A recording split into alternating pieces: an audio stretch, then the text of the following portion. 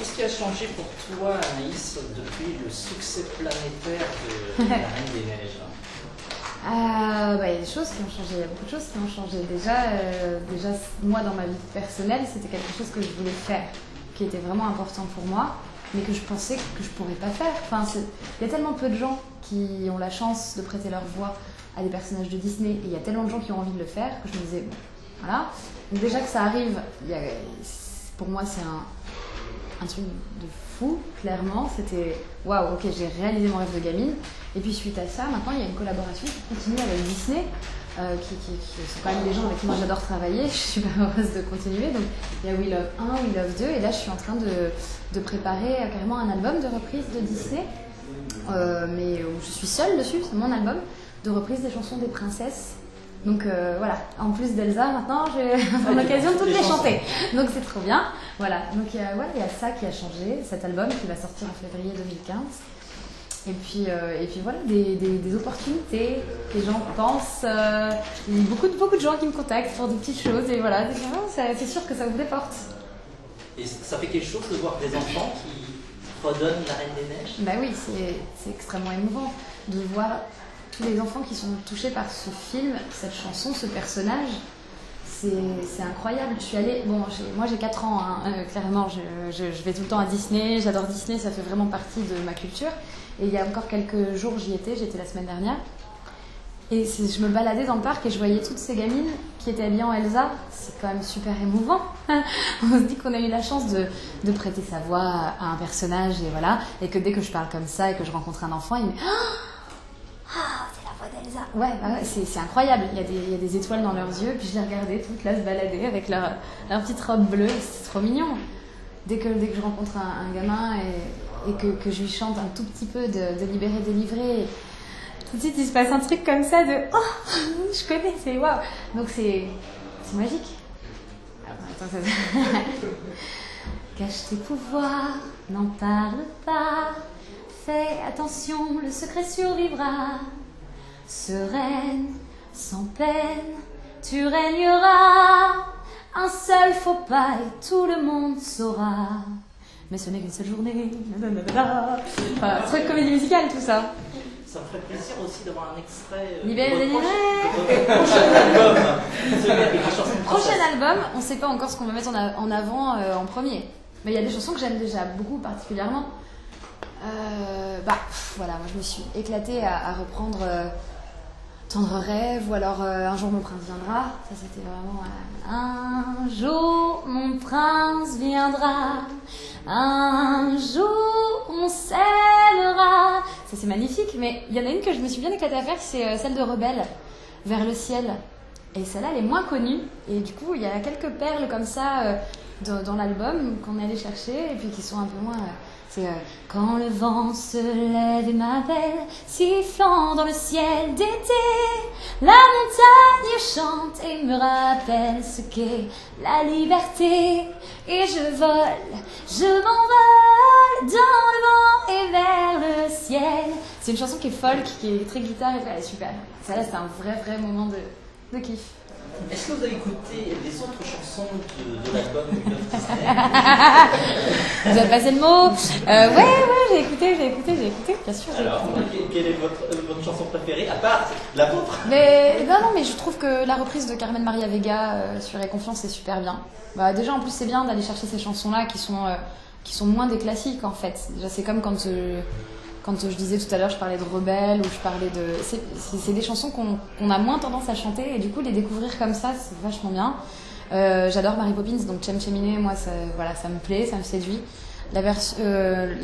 Celle d'Henri Salvador, ça c'est obligatoirement magnifique, ça a toute une histoire, donc c'est obligatoirement magnifique. Et puis j'ai un petit coup de cœur sur celle d'Olivia Ruiz aussi. Je trouve ça plutôt très bien interprété. Mais de manière générale, elles sont toutes bien en fait. Après ça va être mes petites favorites à moi, mais elles sont toutes super. De toute façon, ces chansons sont quand même toutes super à la base, donc voilà.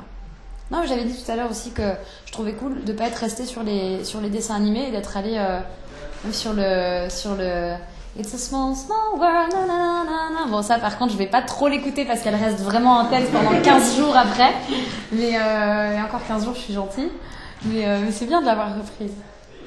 pour revenir sur le renouveau.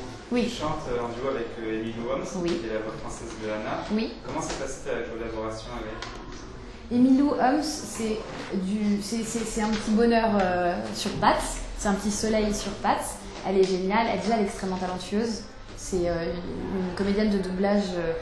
Enfin, elle fait ça depuis très longtemps. Elle a baigné là-dedans depuis sa plus tendre enfance. Donc du coup, c'est une petite virtuose du doublage.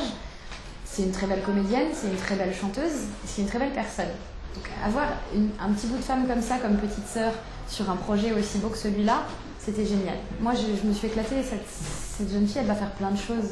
Et je lui souhaite de faire vraiment plein de choses, d'avoir plein d'opportunités parce qu'elle les mérite. Donc c'était génial cette collaboration. J'ai hâte de la retrouver. Quels sont tes personnages préférés chez Disney? On a déjà eu cette discussion. Mes personnages préférés chez Disney, j'ai plein de personnages que j'affectionne particulièrement chez Disney. Ceux vraiment qui me rappellent mon enfance, c'est beaucoup ceux d'Aladin. Voilà, donc Jasmine, Aladin évidemment, mais beaucoup des personnages rigolos, le génie, Iago, Abou, voilà, c'est des personnages qui me tiennent beaucoup à cœur parce que je connais toutes leurs répliques et puis je connais ce film par cœur. Après, voilà, il y a le personnage dans Hercule, il y a le personnage de Meg que j'adore toujours autant et ça d'ailleurs, voilà, peut-être pour We Love Disney 3, ça c'est la chanson que j'aimerais bien reprendre, celle de Meg. Parce qu'elle n'est pas sur l'album que je fais, parce que c'est pas une princesse Meg, donc c'est ouf, c'est toute une organisation. Mais voilà, et sinon, si, ce Trousseau, toujours, ça n'a pas changé depuis l'année dernière, ce Trousseau, je les aime toujours. Isma et Kronk, je suis toujours à fond. On voit que vous êtes issu d'un milieu des comédies musicales, Oui. on en a fait plusieurs, et on voit qu'avec Disney, vous êtes en bon rapport. On sait qu'il y a Disney les films, il y a Disney les parcs, mais aussi Disney les comédies musicales. Est-ce qu'il y aurait un rôle particulier que vous aimeriez interpréter? Je ne sais pas s'il y a la comédie musicale La Reine des Neiges, par exemple. Si la comédie musicale La Reine des Neiges arrivait en France, déjà il faut qu'elle soit montée à Broadway. Ouais. Déjà, je pense que ça prend un petit peu de temps. Mais c'est vrai que si jamais, par un miracle merveilleux, ça venait en France, bien sûr que je harcèlerais Disney pour passer. Je passerai. De toute façon, je passerai les auditions, puisque c'est aussi mon milieu, donc j'ai toujours accès aux auditions. Voilà, ça c'est une chance. Et puis je pense que je ferai de mon mieux pour l'avoir quand même, parce que ça serait quand même dommage que j'aille aux auditions et qu'on me dise. C'était pas super, par contre, la chanson, non, on va prendre quelqu'un d'autre. Bah non, non, j'aimerais bien, ouais, ça serait top. Et Ariel? Bah, pourquoi pas.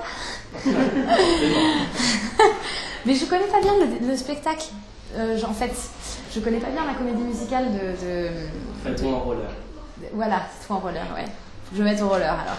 Mais je sais pas, il faudrait que je voie le spectacle avant, de pouvoir dire si j'ai envie de faire le rôle ou pas, parce que c'est pareil, c'est quand même des gros engagements, les comédies musicales. C'est des engagements de minimum 1 an, voire 2, selon le genre de projet. Il y a des projets où il y a de la communication en avant, où pendant 1 an, on fait de la promo et après, pendant 1 an, on est sur scène. Je l'ai vécu, je sais ce que c'est. J'ai aussi beaucoup d'autres envies maintenant. C'est pour ça que je pense, prendre un petit peu de recul avec les comédies musicales. Mais La Reine des Neiges sur scène me ferait largement envie, bien sûr. Moi j'ai une petite question, parce que les Reines des Neiges en fait elles font un peu partie d'une nouvelle génération de princesses. À l'époque, il y avait des princesses qu'on avait vues quand on était enfant, c'était des princesses qui pensaient vraiment pas tous au prince charmant et puis tout ça. Ouais. Et là on change de ton depuis Rebelle et bien sûr La Reine des Neiges. Donc je voulais avoir votre avis là-dessus. Moi je trouve ça super, je pense que ça participe largement au succès du film. Bon, il y a plusieurs choses. Bon, déjà, il y a quelque chose qu'on n'explique pas. Un succès, ça ne s'explique pas. Mais donc ça, c'est la magie du tout, de la musique, voilà. C'était pas gagné d'avance, parce que La Reine des Neiges, c'est vraiment une comédie musicale. En plus, ça chante beaucoup, donc on s'était dit, oh là là, est-ce que ça va pas gonfler les gens à un moment que ça chante autant? Mais je crois que le propos est important. On parle d'amour fraternel. On est à une époque où la princesse tralala avec son prince charmant et tout ça, c'est plus vraiment d'actualité. On a des femmes qui sont carriéristes, qui sont fortes, et même les gamines maintenant, quand on leur parle, elles disent, quand on leur dit qu'est-ce que tu veux faire plus tard, elles disent pas je veux me marier, avoir des enfants. Non, elles disent voilà, je veux faire ceci, je veux faire cela, parce qu'elles ont des mamans qui sont aussi des femmes super fortes et puis super épanouies personnellement avant d'être des mamans. Du coup, je pense que ça, c'est bien, c'est très bien qu'on aille vers ce genre de propos, tout en gardant aussi des thèmes qui sont universels. L'amour, qu'il soit fraternel ou qu'il soit avec un amoureux, c'est important aussi d'en parler. Il y a aussi une histoire d'amour dans La Reine des Neiges, même si elle est plus anecdotique, entre Christophe et Anna. Mais c'est bien aussi de montrer la désillusion aussi avec le personnage de Hans, qui est clairement le vilain, on va dire vilain pour être gentil. Mais je pense que c'est important. Rebelle, bon, c'était encore différent, effectivement, c'était